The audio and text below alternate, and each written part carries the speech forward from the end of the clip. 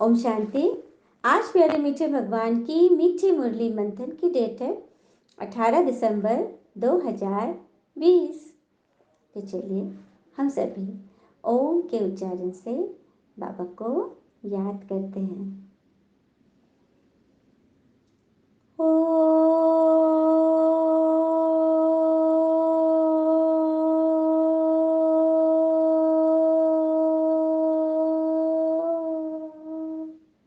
शांति। मैं आत्मा अपने शिव पिता को याद कर रही हूँ। ओम माना मैं आत्मा पिता परमात्मा की याद में बाबा की छत्र छाया में बैठ करके यह ज्ञान मुरली सुन रही हूँ, जिससे टीचर के सामने बैठेंगे। जो अच्छे बच्चे होते हैं ना, वो एकदम चाहते हैं कि ना फर्स्ट बेंच पर बैठे, टीचर से एकदम आई कांटेक्ट रहे, एकदम सामने बैठो, ताकि उन्हें तो टॉप करना होता है। तो मैं आत्मा एकदम बाबा के सम्मुख बैठी हूँ। बाबा इस माइक के द्वारा हमें यह ज्ञान मुरली सुना रहे हैं। इस भाव से हम ये मुरली सुने, क्योंकि यह मुरली ही है जो हमारे जीवन को मधुर बना रही है।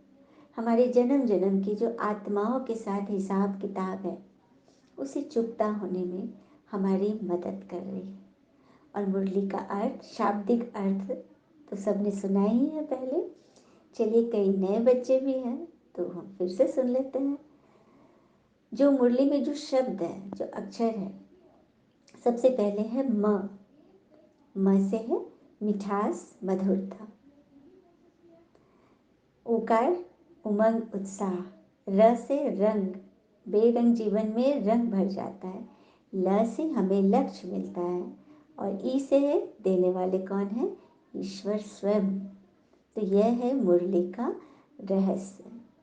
जिसने इस मुरली को जीवन में स्थान दिया, वो भगवान के दिल में स्थान पाते हैं। यह अनुभव बहुत ही सच्चा है। और कहते भी हैं ना, ज्ञान 3 तरह से मिलता है। मनन करने से शक्ति मिलती है,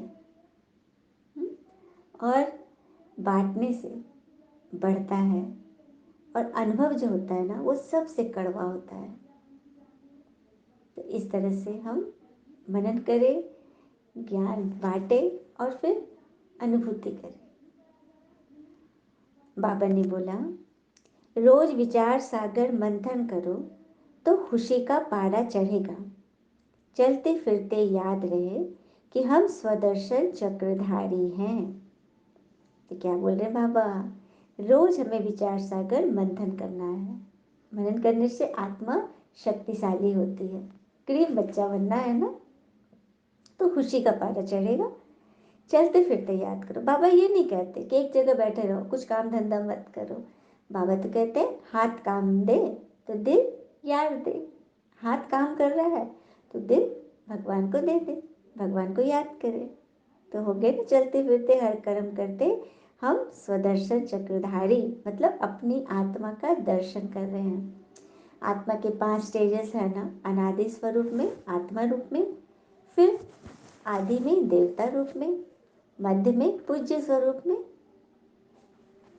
द्वापर में, संगम पर ब्राह्मण स्वरूप, और फिर 5वां स्टेज है फरिश्ता स्वरूप। तो ये है हमारे स्व का दर्शन के 5 स्वरूप। प्रश्न, अपनी उन्नति करने का सहज साधन कौन सा है? उत्तर, अपनी उन्नति के लिए रोज पोता मेल रखो। चेक करो आज सारा दिन कोई आसुरी काम तो नहीं किया। जैसे स्टूडेंट अपना रजिस्टर रखते हैं, ऐसे तुम बच्चे भी दैवी गुणों का रजिस्टर रखो, तो उन्नति होती रहेगी। देखो, अपनी उन्नति तो सभी चाहते हैं। कोई चाहता है कि मेरी उन्नति हो? नहीं, सब चाहते हैं कि हम सफल हो। तो उसके लिए क्या करना होगा? अपना पोता मेल अर्थात अपना रजिस्टर चेक करना है। Check and change. क्योंकि कहते हैं ना कि बहुत ही कड़वा सच है कि मुसीबत में फंस जाने पर मनुष्य को गृह दोष, वास्तु दोष, पितृ दोष, शनि दोष, काल सर्प दोष, सब दोष दिखाई देने लगते हैं। केवल खुद का दोष दिखाई नहीं देता। सारे बाहरी दोष दिखाई देते हैं, लेकिन आत्मा में क्या संस्कार भर रहे हैं, किस कारण से हम कमजोर हो रहे हैं, हमारे साथ आत्माओं के हिसाब चढ़ रहे हैं, अपने खुद के पेरेंट्स, अपने खुद का परिवार से हमारे हिसाब चढ़ रहे हैं, तो जरूर कुछ ना कुछ यहाँ पे घोटाला है ना। तो वही दोष देखना है, अपने अंदर देखना है, सामने वाले में नहीं देखना है। हाँ, तो हम हर प्रकार के दोष से मुक्त हो जाएंगे। तो अपनी उन्नति के लिए जैसे स्टूडेंट अपना रजिस्टर रखते हैं, वैसे हम बच्चे भी तो गॉडली स्टूडेंट है ना। कहते भी हम आए ना, student life is the best life. तो अब पूरा जीवन हमारा स्टूडेंट लाइफ बन गया है। जब तक जीना है यह ज्ञान अमृत पीते रहना है। गीत है आज की मुरली का। दूर देश के रहने वाला आया देश पर आए। तो बाबा हमसे कितने दूर से मिलने आए हैं, परम धाम, जहाँ की साइंस सोच भी नहीं सकती, इतना ऊपर है, किसी की पहुंच से परे। परमात्मा तो परे ते परे है, वहां से भगवान आते हैं हम बच्चों को पढ़ाने। तो फिर उनसे मिलकर हमारा जीवन कैसा बन जाता है। तभी तो आत्मा गाती है, प्रभु से मिला है जीवन, प्रभु को कर दे अर्पण। प्रभु से मिला है जीवन, प्रभु को कर दे अर्पण। सबका भला हम करते चले, हर्षित हो धरा गगन। बस उसका कहना माने, फिर सब कुछ वो ही जाने। जहाँ जहाँ कदम पड़ते हैं, साथ साथ वो चलते हैं। कहीं कुछ गलत न हो जाए, इशारा हमको करते हैं। गर करते हैं अपनी मनमानी, बढ़े फिर उलझन तो बस उसका कहना माने, फिर सब कुछ वो ही जाने। शुभ भावना का करी मंथन, महकाए मन जैसे चंदन। सुखी रहे सब शांत रहे, कर्म करे से कुंदन। गरबाना हो मन की शांति,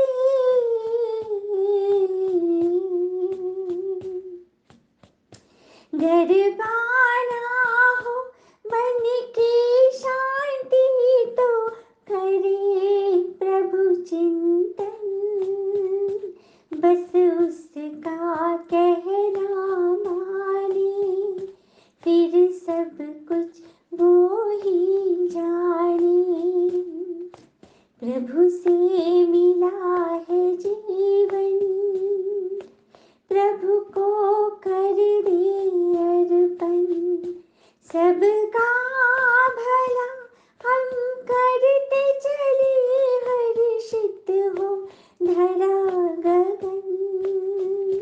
बस उसका कहना माने, फिर सब कुछ वो ही जाने। ओम शांति। कितना प्यारा मीठा गीत है ना, जो भगवान से मिलने पर आत्माएं इतनी खुशी में अपने जीवन को किस तरह से श्रृंगार रही है, यही तो बाबा हमें सिखा रहे हैं। फिर बाबा कहते हैं कि तुम बच्चों में भी नंबरवार ही समझते हो, विचार सागर मंथन नहीं करते, इसीलिए खुशी का पारा नहीं चढ़ता। अब हमें चेक करना होगा कि हमारी खुशी गायब क्यों हो रही है, क्योंकि हमने मुरली मिस भी कर दी और सुना भी तो सुना अनसुना हो गया, कुछ धारण नहीं हुआ, कुछ पॉइंट तो नोट नहीं किए। हम्म? तो उठते बैठते बुद्धि में रहना चाहिए कि हम स्वदर्शन चक्रधारी हैं, आदि से अंत तक मुझ आत्मा को सारी सृष्टि के चक्र का मालूम है। हम्म फिर सबको यह पता है कि हम अभी चढ़ रहे हैं ऊपर, चढ़ती कला है ना, वापस जाने के लिए तैयारी कर रहे हैं, सामानों की पैकिंग कर रहे हैं, बैगेज बांध रहे हैं। यह पुराना कपड़ा छोड़ हमको तो घर जाना है, खुशी रहती है ना। घर जाने के लिए आधा कल भक्ति करी है हमने, द्वापर से हमने भक्ति की है भगवान को बुलाने के लिए ताकि हम घर जाए, है ना। सीढ़ी नीचे उतरते ही आए। अभी बाबा हमको सहज समझाते हैं, तुम बच्चों को खुशी होनी चाहिए। बाबा भगवान हमको पढ़ाते हैं, यह खुशी बहुत रहनी चाहिए कि भगवान हमें सम्मुख पढ़ा रहे हैं। बाबा जो सभी के पिता है वह हमको फिर से पढ़ा रहे हैं, अनेक बार पढ़ाया है। जब तुम चक्र लगाकर पूरा करते हो तभी तो बाबा आते हैं।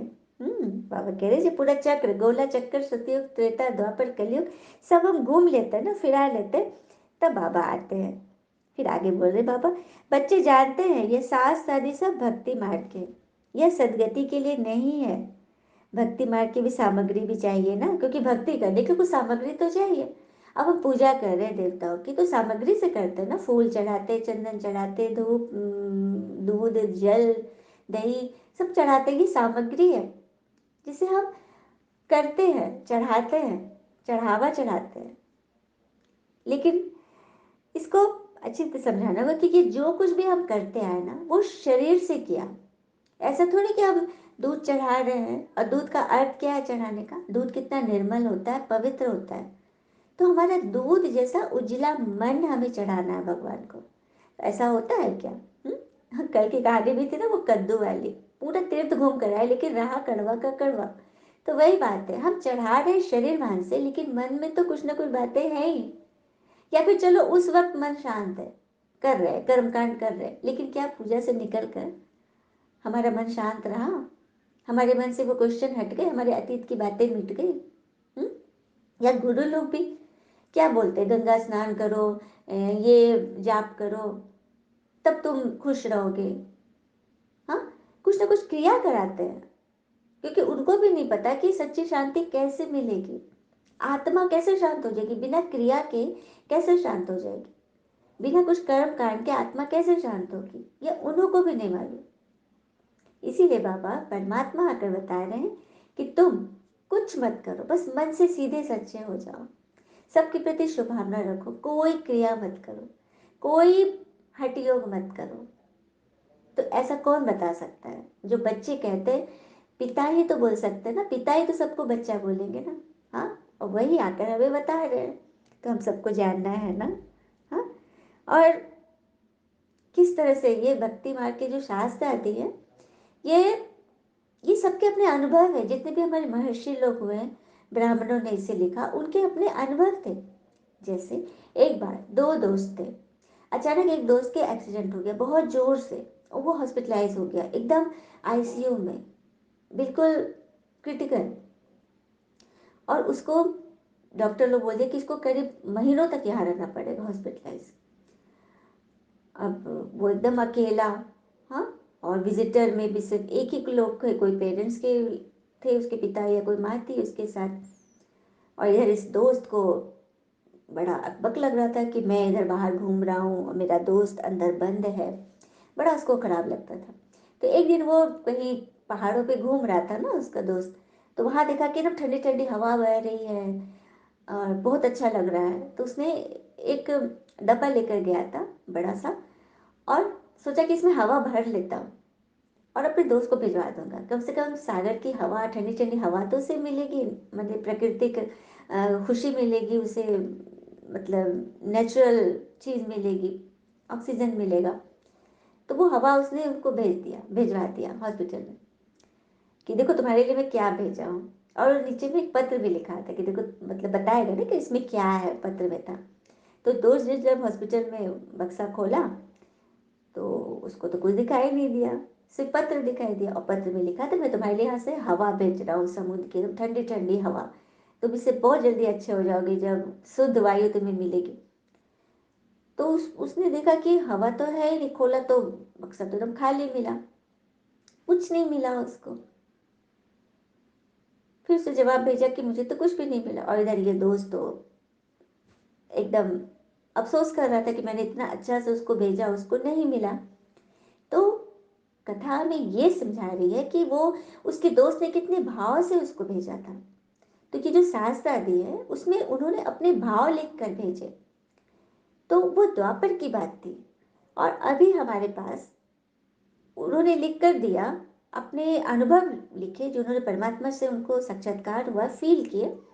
लेकिन चलते चलते चलते यहाँ तक हमें क्या मिल रहा है? कुछ नहीं, एक वैक्यूम है, खालीपन है, कुछ भी नहीं मिल रहा हमें, क्योंकि वो किसी और के अनुभव थे ना।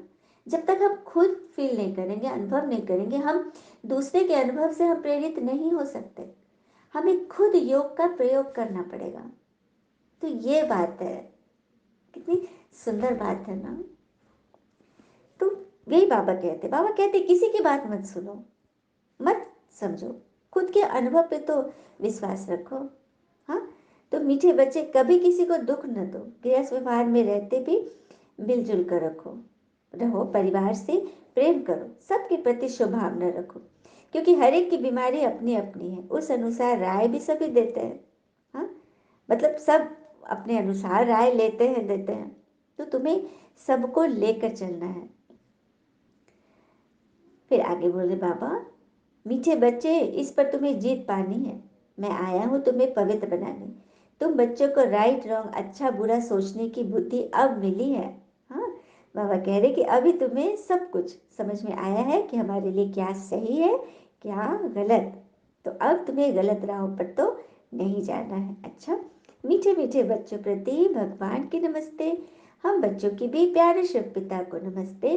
और बाबा दिल से सभी आत्माओं की तरफ से आपको वेरी वेरी गुड मॉर्निंग। धारणा के लिए मुख्य सार है, पहले पॉइंट, पिता ने राइट रॉन्ग को समझने की बुद्धि दी है, उसी बुद्धि के आधार पर दैवी गुण धारण करने हैं। किसी को दुख नहीं देना है, आपस में बहन भाई का सच्चा प्यार रखना है, कुदृष्टि न जाए। मतलब सभी को समझना कि हम सब एक परिवार के हैं, वसुदैव कुटुंबकम। हमने सिर्फ सुना है, अब उसे प्रैक्टिकल में यूज करना है कि पूरा विश्व हमारा परिवार है, हम सभी एक पिता के बच्चे हैं। दूसरी पर, पिता के हर डायरेक्शन पर चल, अच्छी तरह पढ़कर अपने आप पर आप ही कृपा करनी है। अपनी उन्नति के लिए पोता मेल रखना है, चार्ट रखना है, रजिस्टर चेक करनी है। कोई दुख देने वाली बातें करता भी है तो सुना अनसुना करना है, बिल्कुल ध्यान नहीं देना है। हाँ, और अपने सच की राह पर चलनी है। वरदान है आज का, सर्व संबंधों का अनुभव एक पिता से करने वाले अथक और विघ्न विनाशक भव। सर्व संबंधों का अनुभव एक पिता से करने वाले अथक और विघ्न विनाशक भव। विस्तार है, जिन बच्चों के सर्व संबंध एक भगवान के साथ हैं, उनको और सब संबंध निमित्त मात्र अनुभव होंगे। वह सदा खुशी में नाचते रहेंगे, कभी थकावट का अनुभव नहीं करेंगे, अथक होंगे। पिता और सेवा इसी लगन में मगन होंगे, विघ्नों के कारण रुकने के बजाय सदा विघ्न विनाशक होंगे।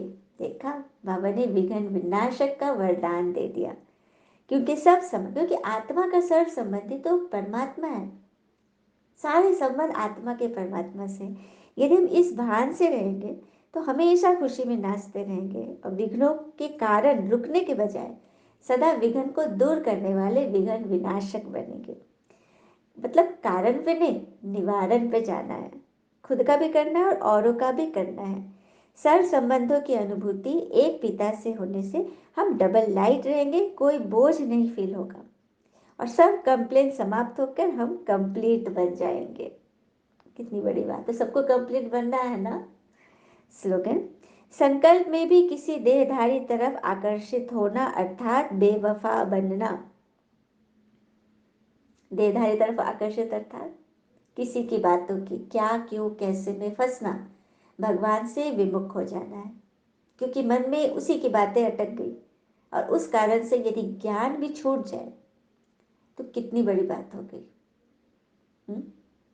बिल्कुल नहीं। सबका अपना अपना पार्ट है, अपने अपने विचार है, अपना अपना परिवार है, अपनी अपनी सबकी सोच है।